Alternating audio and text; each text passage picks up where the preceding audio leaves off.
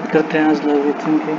Logarithm if y is equal to log a to the base b, a को बोलते हैं argument, b को बोला जाता है बेस। जहाँ इसको डिफाइन करने के लिए हमको एक हमेशा ग्रेटर रखना है, ग्रेटर देन 0 से, मतलब ऑलवेज पॉजिटिव रियल नंबर होना चाहिए। और यहाँ b बेस, b भी पॉजिटिव रियल नंबर होगा with accept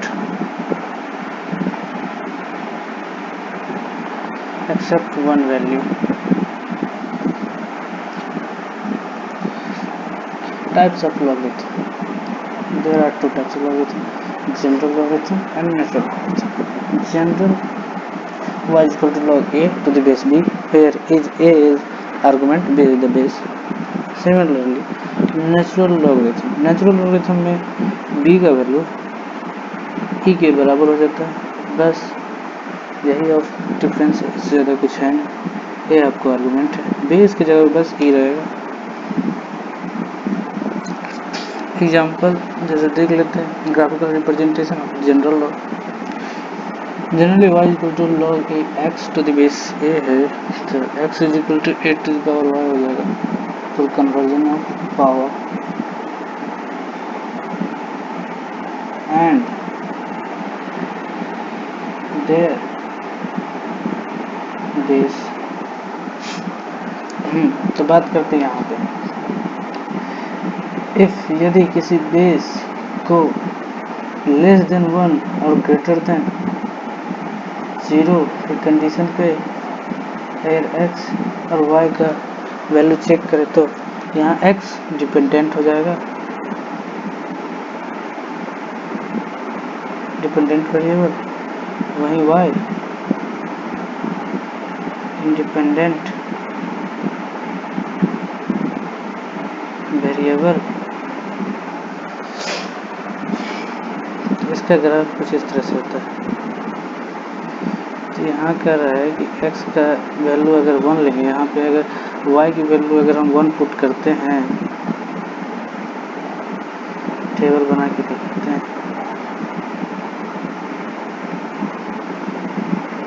if y is equal to 0 then x is equal to 1।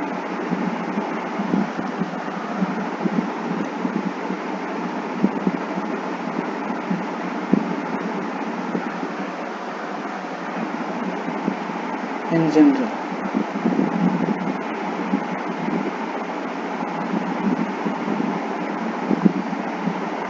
without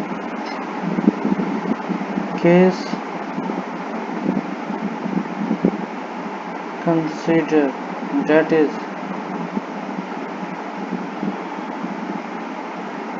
natural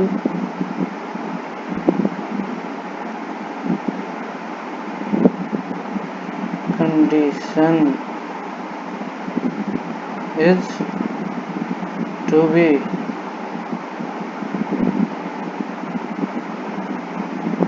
applied. Similarly, when base of y is equal to a to the power y, अगर base greater than 1 हो गया, that is a always positive. यहाँ भी positive है but 1 से छोटा है, मतलब कितना वैल्यू डालेंगे y का वैल्यू, तो वो वैल्यू हमेशा 1 मतलब मैक्सिमम वैल्यू 1 देगी, उससे कोई वैल्यू बढ़ जाएगी निगेटिव में जाएगी। जैसे इसको कहते हैं पॉजिटिव क्वाड्रेंट, यहाँ पे होता है प्लस प्लस, यहाँ होता है माइनस प्लस, यहाँ होता है माइनस माइनस, यहाँ पे होता है प्लस, ये माइनस। मतलब हमको यहाँ ये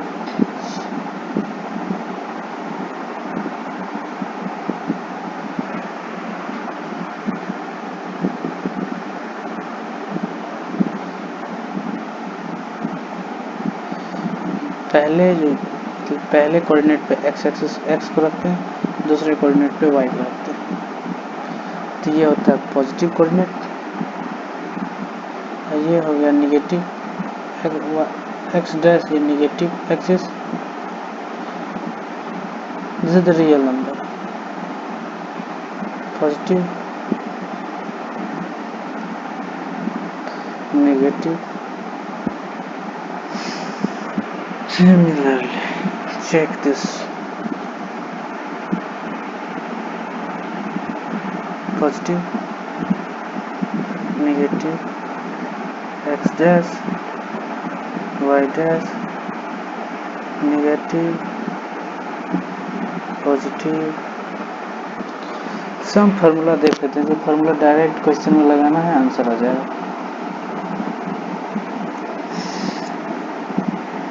अगर बेस ए है, अगर वैल्यू 1 का जो लॉग होता है ना, 0 देता है. Log 1 to the value log 1 to the base a is equals to 6 where a is greater than 0, a is not equals to 1. ये definition से by definition of logarithm. उसके बाद अगर बेस और आर्गुमेंट सेम है तो वैल्यू 1 देगी. Argument and base.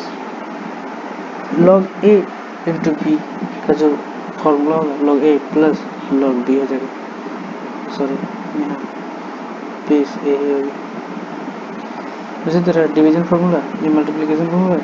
log a upon b log a to the base a small a minus log b to the base a. ये आपको है बेस एक्सचेंज फार्मूला या फिर रेसिप्रोकल फार्मूला बोल सकते हैं. बेस चेंज या रेसिप्रोकल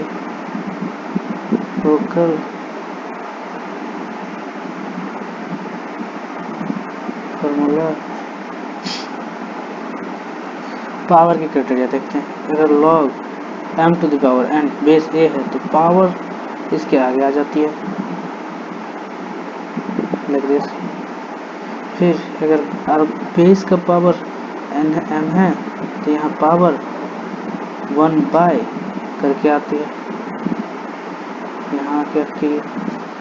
तो ये रहा जनरल, जहाँ m नॉट इक्वल टू 0 होना चाहिए. अगर 0 हो जाएगा तो ये पूरा वैल्यू इन्फिनिटी की ओर टेंड कर जाएगा, जो लिमिट में देखा जाएगा. अब इन दोनों को कंबाइन करके और इसका कॉम्बिनेशन यहाँ देखेंगे तो इसमें तो आर्गुमेंट का पावर जनरली यहाँ रहता है और बेस का पावर 1 बाय में आता है, लाइक दिस. यहाँ भी हम 0 के बराबर नहीं होना चाहिए. कहाँ नहीं होना चाहिए? नहीं तो इन्फिनिटी को टेंड कर जाएगा ओवरऑल वैल्यू. फिर नॉर्मलाइजेशन करना है, मतलब सिंप्लीफिकेशन करके ये देखना है. अगर पावर है, पावर आके आ जाता है, भले वो पावर निगेटिव हो या पॉजिटिव, कोई फर्क नहीं पड़ता है. फिर बेस एक्सचेंज फार्मूला लगाना है. log a to the base, यहाँ नया मतलब अनदर बेस के रेफरेंस में एक बेस अपने से क्रिएट करना है. Base select for your simplification of calculation. उसी तरह log a to the base b, इसको अगर बेस चेंज करेंगे तो 1 by b to the base a. इसको अनदर बेस के फॉर्म में इस तरह लिखा जाता है जो यहाँ ऊपर में लिखा हुआ है. फिर यहाँ पे पावर चेंज फार्मूला, ये बहुत इम्पोर्टेंट है. ये IIT JEE के लिए कुछ करना नहीं. यहाँ आर्गुमेंट है, आर्गुमेंट को यहाँ इसके बेस में भेजना. ये एक्सपोनेंशियल फॉर्म है, मतलब combination of exponential and logarithm form. तो यहाँ जस्ट इसके इन तरह जाना, मतलब बस उल्टा करना है। ये कॉमन रहेगा, यहाँ ए बी और सी तीनों पॉजिटिव होना चाहिए, पॉजिटिव, और सी 1 के बराबर नहीं होना चाहिए। क्या है फॉर डिफिनीशन,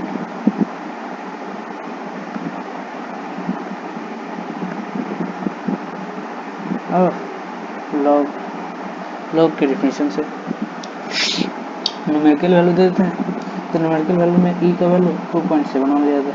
लॉग 1 का वैल्यू मतलब कोई भी बेस हो तो उसका 0 आता है। लॉग 2 का value 0.301, log 3 to the base 10 का देखेंगे तो 0.477, लॉग 4 टू द बेस 10 का जो वैल्यू आएगा इसको 2 इंटू 2 लिखा जा सकता है तो 0.602 आता है। लॉग 5 0.698,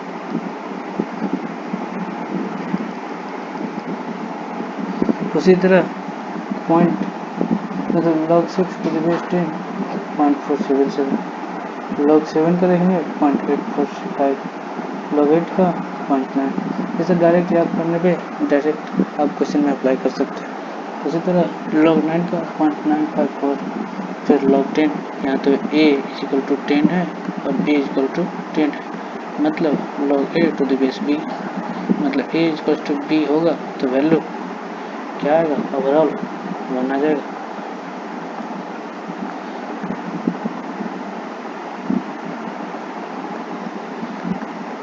वन दे देगा, यही तो केस है।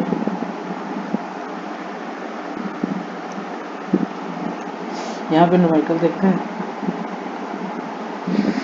क्वेश्चन को पहले सिंप्लीफाई करेंगे, सिंप्लीफाई करें ना करें टेक लॉग सिंप्लीफाई करके भी कर सकते हैं, या तो 3 टू पावर x कर देंगे और 3 टू पावर फिर -1 करके कर देंगे, कि लॉग a इंटू बी का फॉर्मूला पे बनेगा, या फिर डायरेक्ट अगर आपको करने आता है तो डायरेक्ट कर दीजिए। पावर आगे जाएगी, पावर आगे, पावर आगे, पावर आगे, ये हो गया सेंस। फिर अरेंजमेंट करेंगे,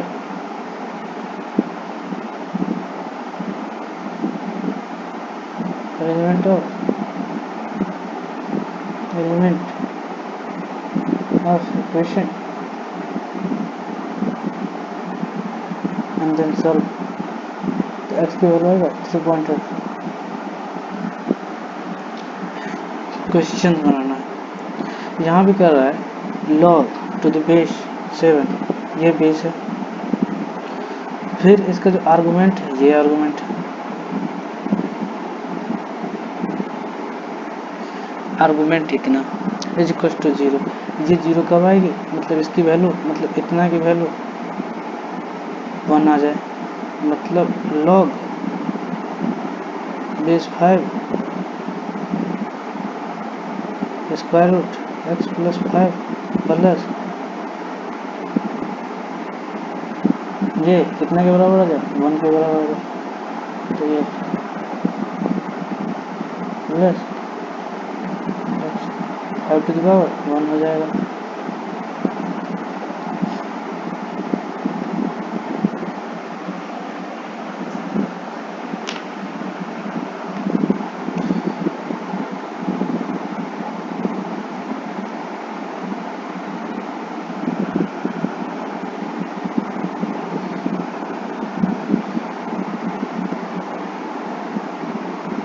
टेक स्क्वायर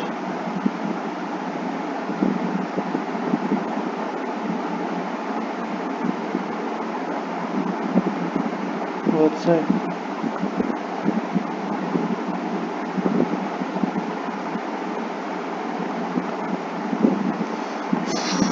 5 का square plus x minus 10 root x,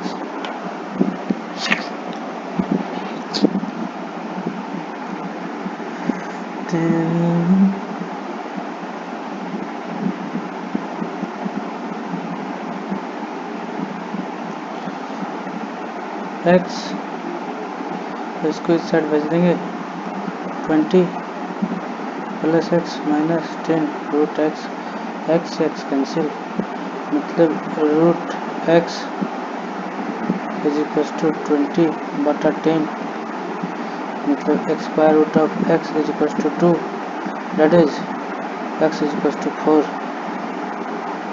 answer